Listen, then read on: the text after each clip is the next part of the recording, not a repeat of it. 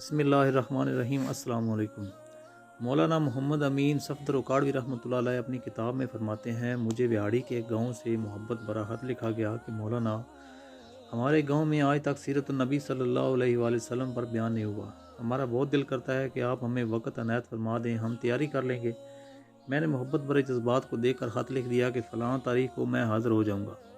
دیے گئے وقت پر میں ٹرین پر سے اتر کر تانگا پر بیٹھ کر گاؤں پہنچ گیا تو آگے سے میزبان نے کہا کہ مولانا صاحب آپ جا سکتے ہیں، ہم بیان نہیں کروا سکتے۔ وجہ پوچھی تو بتایا کہ ہمارے گاؤں میں 90% قادیانی ہیں، وہ ہمیں دھمکیاں دیتے ہیں کہ تمہاری عزتیں نہ مال نہ گھر بار محفوظ رہے گا اگر سیرت نبی صلی اللہ علیہ وآلہ وسلم پر بیان کروایا تو۔ مولانا ہم کمزور ہیں، غریب ہیں، تعداد میں بھی کم ہیں، اس لیے ہم نہیں کر سکتے۔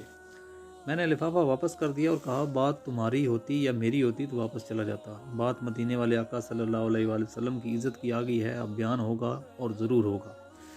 وہ گھبرا گئے کہ حضرت آپ تو چلے جائیں گے، مسئلہ تو ہمارے لیے ہوگا۔ میں نے کہا اس گاؤں کے آس پاس کوئی ڈنڈے کھونڈے والا بااثر بندہ ہے۔ انہوں نے بتایا کہ گاؤں سے کچھ فاصلے پر نورا ڈاکو رہتا ہے، پورا علاقہ اس سے ڈرتا ہے۔ میں نے کہا چلو مجھے لے چلو نورے کے پاس۔ جب ہم نورے کے ڈیرے پاس پہنچے تو نورا بولا آج خیر مولوی کیویں آ گئے نے۔ میں نے کہا بات حضور صلی اللہ علیہ وآلہ وسلم کی عزت کی آ گئی ہے، تم کچھ کرو گے؟ میری بات سن کر نورا بجلی کی سی تیزی سے کھڑا ہوا اور بولا میں ڈاکو ضرور ہوں پر بغیرت نہیں ہوں۔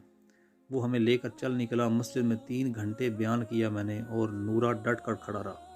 آخر میں نورے نے یہ کہا اگر کسی نے مسلمانوں کی طرف آنکھ اٹھا کر بھی دیکھا تو نورے سے بچ نہیں سکے گا۔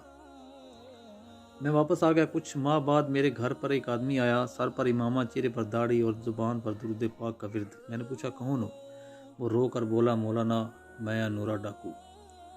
جب اس دن میں واپس گھر جا کر لوٹا اور جا کر سو گیا، آنکھ لگی ہی تھی کہ پیارے مصطفیٰ کریم صلی اللہ علیہ وآلہ وسلم میرے خواب میں تشریف لائے، میرا ماتھا چوما اور فرمایا آج تو نے میری عزت پر پہرا دیا، میں اور میرا اللہ تم سے خوش ہو گئے، اللہ نے تیرے پچھلے گناہ معاف کر دیے ہیں۔ مولانا صاحب اس کے بعد میری آنکھ کھلی تو سب کچھ بدل چکا تھا۔